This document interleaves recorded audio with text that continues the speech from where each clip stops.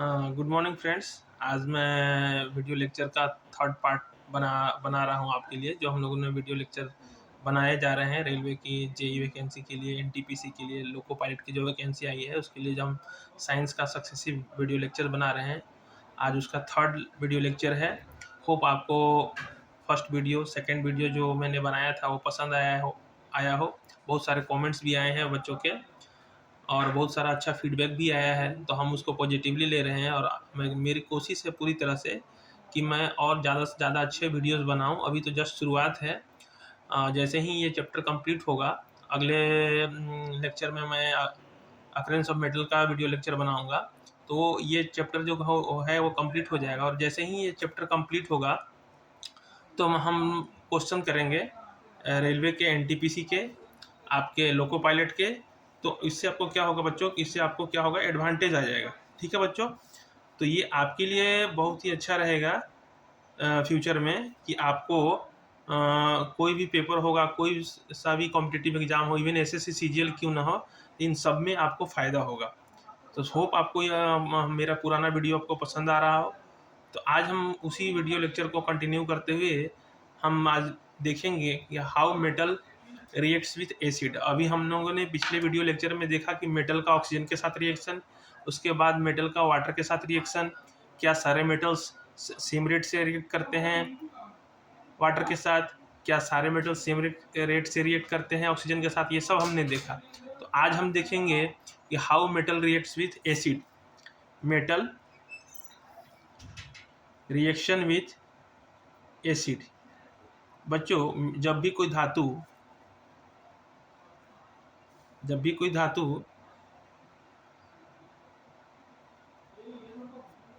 Acid के साथ react करती है तो सॉल्ट बनता है और हाइड्रोजन गैस लिबरेट होता है। ओके, हाइड्रोजन गैस क्या होता है बच्चों, लिबरेट होता है। होप आपको ये दिखाई दे रहा हो। जब भी कोई मेटल जो है, धातु जो है, एसिड के साथ रिएक्ट करता है तो साल्ट और हाइड्रोजन गैस लिबरेट होता है। ओके, आज मेरे थोड़ा तबीयत भी ठीक नहीं लग रहा है तो मैं वीडियो जो है थोड़ा शॉर्ट ही बनाऊंगा। तो ये देखो, आज मेटल जब एसिड के साथ रिएक्ट करता है तो क्या बनता है बच्चों, सॉल्ट बनता है और हाइड्रोजन गैस लिबरेट होता है। ओके, जैसे एक सिंपल उदाहरण ले लो सोडियम का बच्चों। ठीक है, सोडियम हाइड्रोक्लोरिक एसिड के साथ रिएक्ट कर रही है। ओके, सोडियम जो है वो हाइड्रोक्लोरिक एसिड के साथ रिएक्ट कर रही है।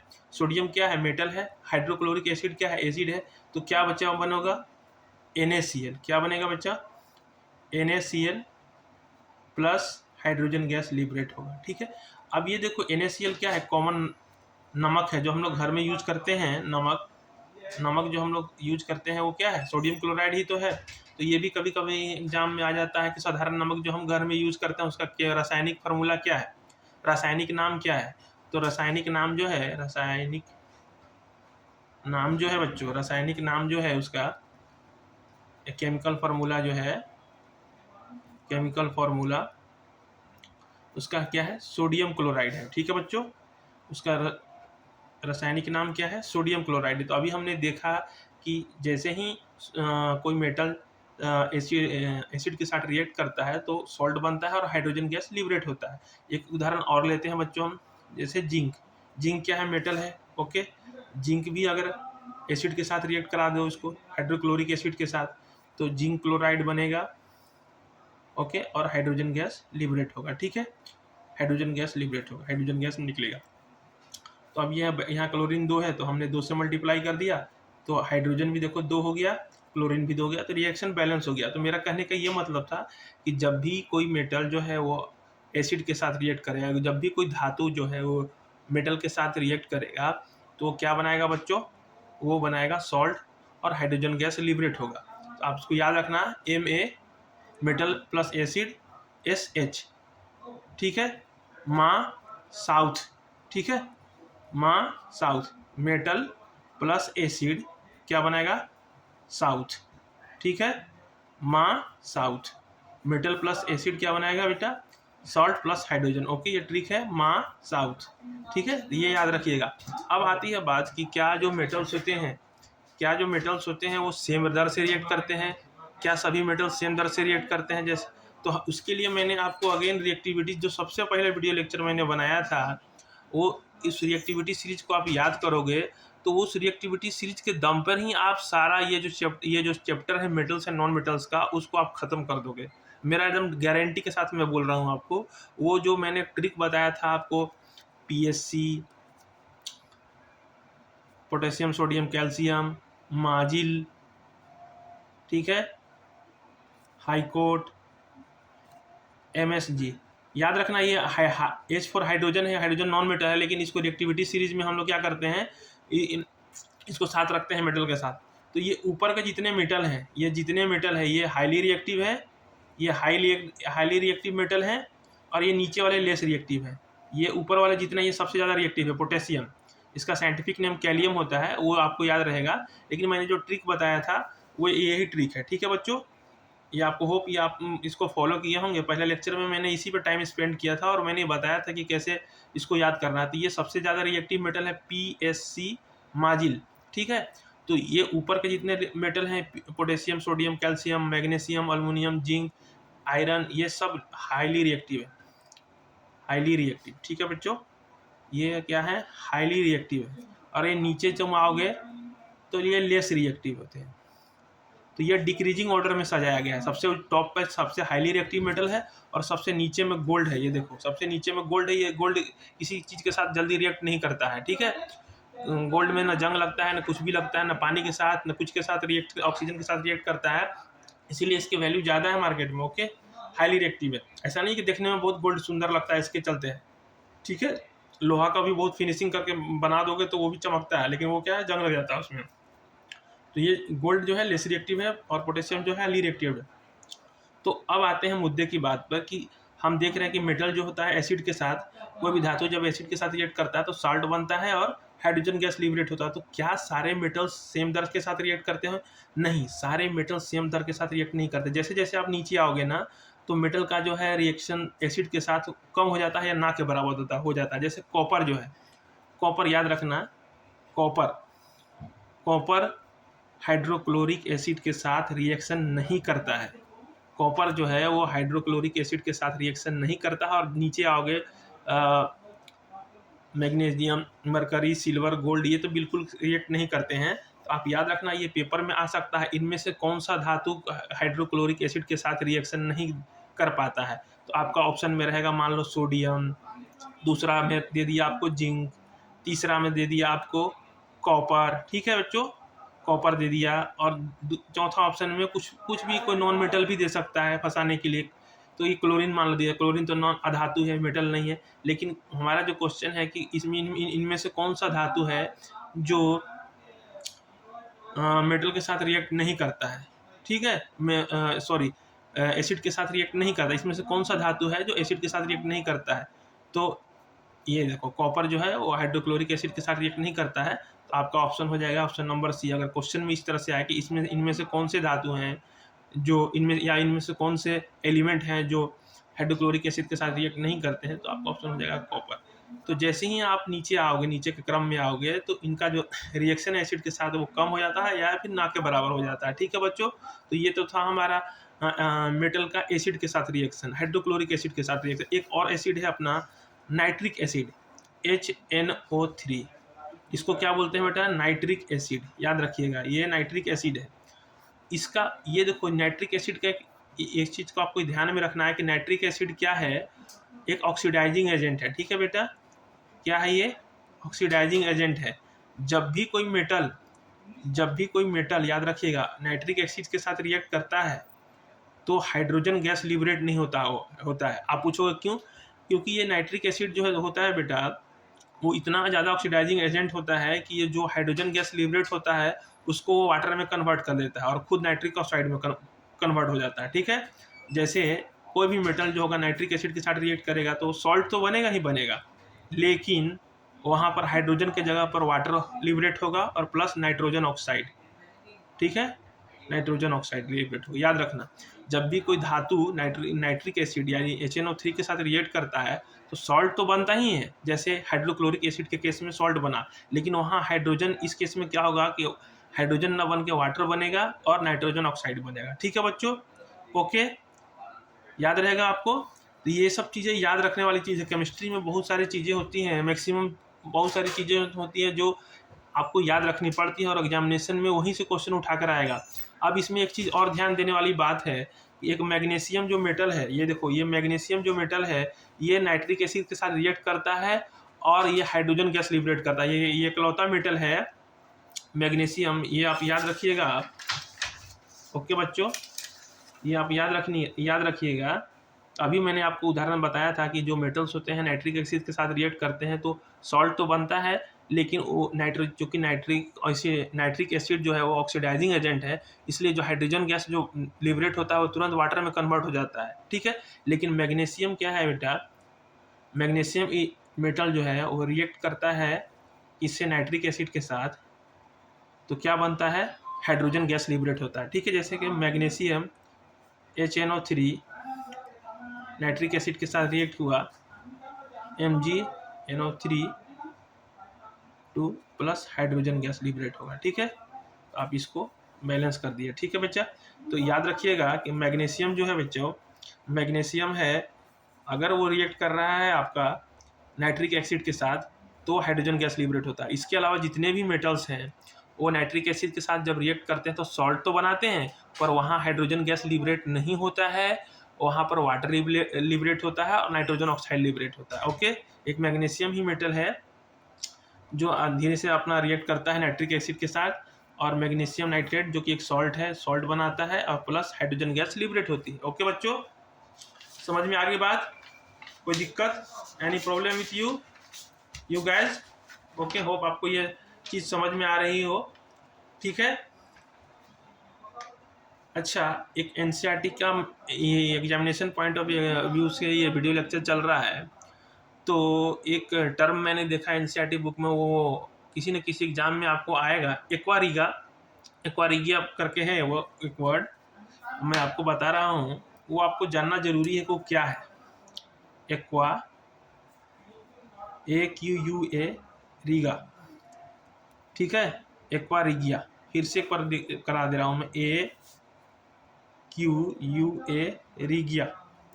ये बच्चों मिक्सचर है, किसका है, हाइड्रोक्लोरिक एसिड का और नाइट्रिक एसिड का।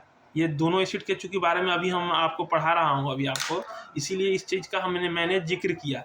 ये हाइड्रोक्लोरिक एसिड का और नाइट्रिक एसिड का कॉन्सनट्रेटेड, डाइल्यूटेड नहीं, पानी नहीं मिला हुआ नहीं, पूरा खालिश कॉन्सनट्रेटेड हाइड्रोक्लोरिक एसिड का और नाइट्रिक एसिड का मिश्रण है 3:1 में। हाइड्रोक्लोरिक एसिड 3 रेशियो में रहता है, 3 और 1 अनुपात हो गया नाइट्रिक एसिड का।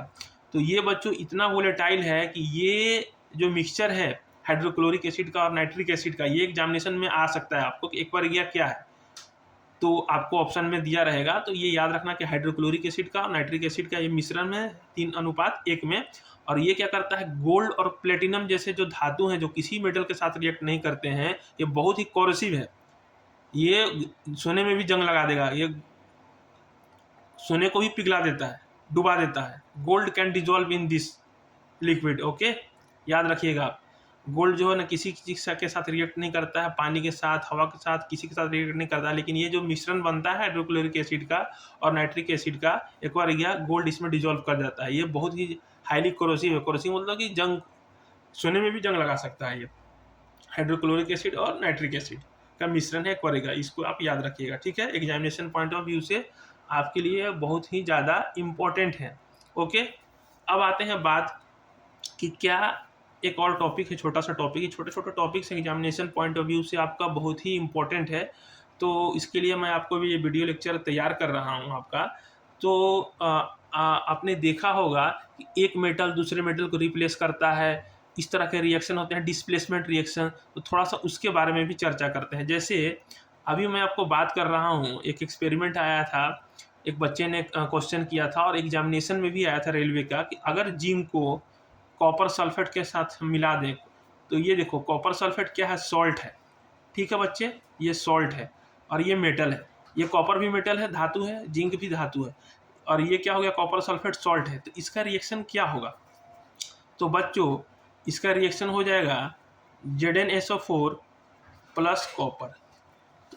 अब ये देखो, ये जो जिंक था, ये कॉपर सल्फेट क्या है, कॉपर सल्फेट क्या है, सॉल्ट है, कॉपर का सॉल्ट है, ठीक है।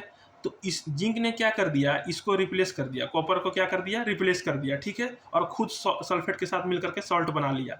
अब इसका जस्ट उल्टा करते हैं, कॉपर जो है जिंक सल्फेट को के साथ जब रिएक्शन कराएंगे तो क्या ऐसा होगा, copper sulphate plus zinc, zinc को ये क्या हटा पाएगा, नहीं हटा पाएगा। क्यों नहीं हटा पाएगा, अगेन अगर आप देखो वो रिएक्टिविटी सीरीज को, पीएससी, माजिल, ठीक है, तो आप इसमें देखो हाई कोर्ट, एमएसजी, आप इसमें देखो कि ये जो आप देखो जिंक जो है वो ये कॉपर से बहुत ज़्यादा रिएक्टिव है, ठीक है। तो जिंक क्या कर सकता है कि कॉपर को रिप्लेस कर सकता है। जिंक ने क्या किया इस रिएक्शन में कि जिंक सल्फेट के साथ रिएक्शन करके जिंक सल्फेट बना लिया और कॉपर को रिप्लेस कर दिया। लेकिन कॉपर जो है वो जिंक को रिप्लेस नहीं कर सकता है। क्यों नहीं कर सकता है, क्योंकि कॉपर जो है इसकी पावर कम है, वो लेस रिएक्टिव है जिंक से, इसलिए ये रिएक्शन संभव नहीं है। तो यहाँ से एक चीज़ आप याद रखना, एक बहुत ही इंपॉर्टेंट ट्रिक है, आपको याद होना चाहिए कि मेटल, एक मेटल है ए, अगर वो रिएक्ट करता है मेटल बी के सॉल्ट से, ठीक है, मेटल बी के सॉल्ट से जैसे यहाँ हुआ, तो वो क्या बनाएगा, मेटल ए सॉल्ट, ठीक है, बशर्ते कंडीशन क्या है कि A should be more reactive then B, ठीक है। ए जो होना चाहिए, ए जो होगा मेटल, ए धातु जो होना चाहिए बी के धातु से क्या होना चाहिए, ज़्यादा रिएक्टिव होना चाहिए। जैसे यहाँ पर देखो ए मेटल है, जिंक कोई एक धातु हो गया, ठीक है, उसका रिएक्शन हो रहा है मेटल बी क्या है, कॉपर हो गया उसके सॉल्ट से, ठीक है। उसने जब रिएक्शन किया तो क्या किया, उस मेटल को अलग कर दिया और खुद उसके साथ मिलकर के सॉल्ट बना लिया, मेटल ए ने खुद मिलकर के जिंक सल्फेट का एक सॉल्ट बना लिया। ये कब संभव हुआ बेटे, ये इसलिए संभव हो पाया कि जो मेटल ए जो था वो बी से ज़्यादा रिएक्टिव था, यानी कॉपर से ज़्यादा रिएक्टिव था। आप देखो जिंक जो है रिएक्टिविटी सीरीज में कॉपर से पहले आता है, तो जिंक ज़्यादा रिएक्टिव है कॉपर से, ठीक है बच्चों। जिंक जो है वो कॉपर से पहले आता है रिएक्टिविटी सीरीज में, तो वो ज़्यादा रिएक्टिव है, ओके। जस्ट उसके उल्टा कॉपर अगर जिंक सल्फेट से रिएक्शन कराएंगे तो ये संभव नहीं हो पाएगा, ये कैन नॉट रिप्लेस, ठीक है। तो ये चीज़ आप याद रख लीजिएगा कि metal A displaces the salt solution of metal B only when it is reactive, A is more reactive then B, अगर ए बी से ज़्यादा रिएक्टिव होगा तब, ओके, ठीक है बेटा।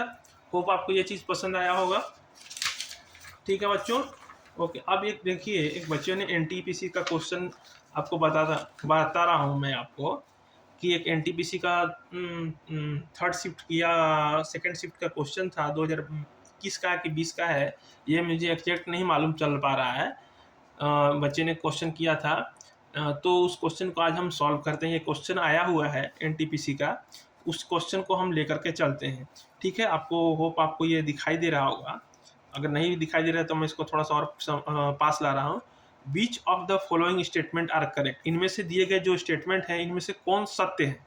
बीच of the following states are correct, मैं इसको हिंदी में भी अनुवाद कर दे रहा हूँ। इनमें से जो स्टेटमेंट दिए हुए हैं इसमें से कौन सा सत्य है, सही है।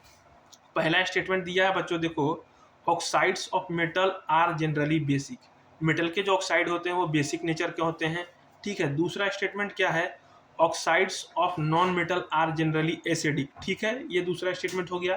पहला स्टेटमेंट को फिर से पढ़ रहा हूँ, oxides of metal are generally basic, ठीक है, ओके बेटा, ठीक है। उसी तरह से आप देखो, oxides of non metal are generally acidic, okay, ये दूसरा कथन हो गया। तीसरा कथन क्या है, स्टेटमेंट क्या है, non metals are generally electropositive, तीसरा कथन ये है कि जो नॉन मेटल होते हैं वो इलेक्ट्रोपॉजिटिव होते हैं।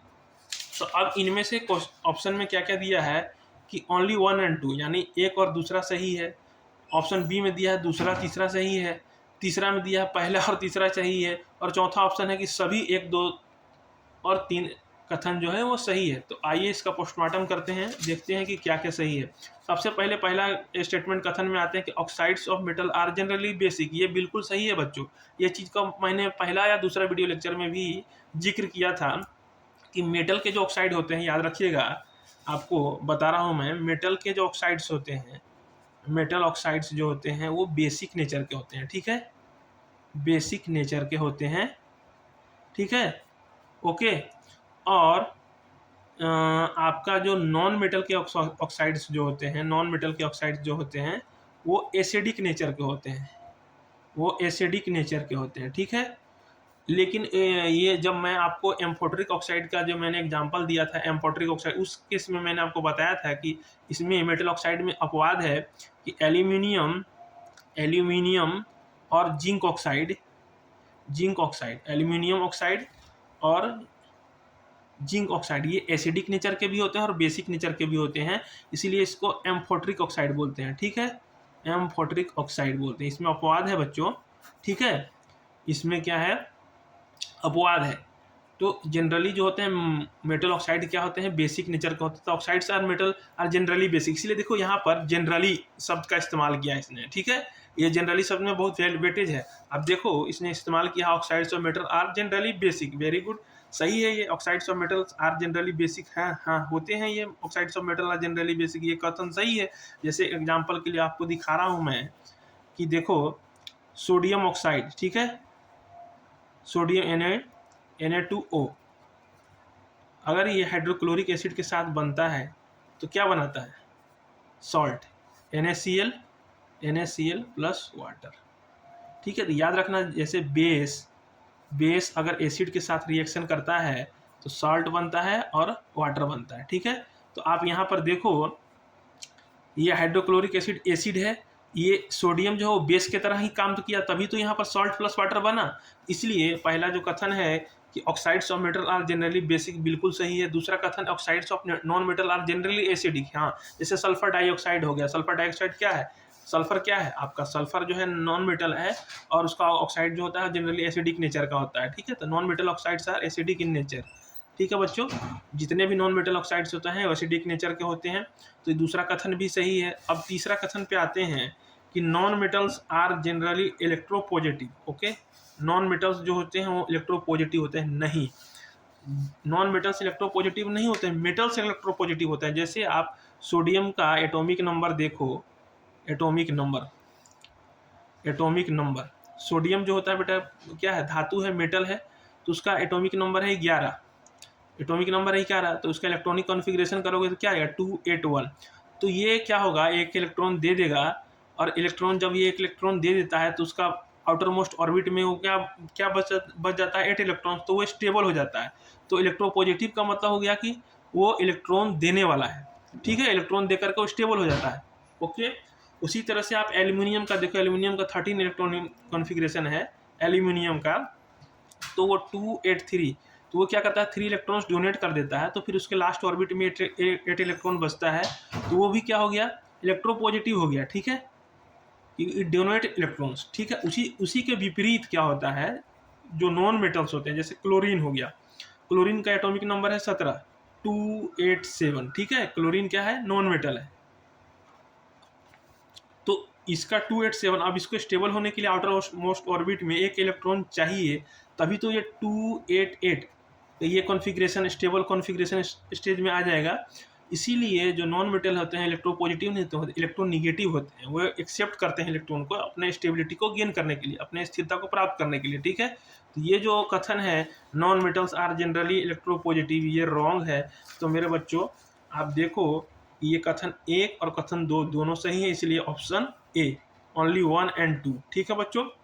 पहला ऑप्शन सही हो गया, ये मैंने आपको एग्जांपल से बता भी दिया कि oxides of metal are generally basic, oxides of non metal are generally acidic, ये दोनों सही है। ये एनटीपीसी का पेपर में आया हुआ था सेकंड शिफ्ट में, तो ये आप इसका आंसर होगा ओनली ऑप्शन ए, ठीक है। ठीक है बच्चों, होप आपको ये वीडियो अच्छा लगा हो। आज थोड़ा सा मेरी एनर्जी डाउन थी, मैं तबीयत मेरी ठीक नहीं लग रही थी, इसलिए मैं आज ज़्यादा वीडियो लेक्चर को कवर नहीं किया। होप आपको ये वीडियो अच्छा लगा हो, तो आप मेरे चैनल को सब्सक्राइब करें, सब्सक्राइब करने में बिल्कुल कंजूसी ना दिखाएं, ओके, थैंक यू।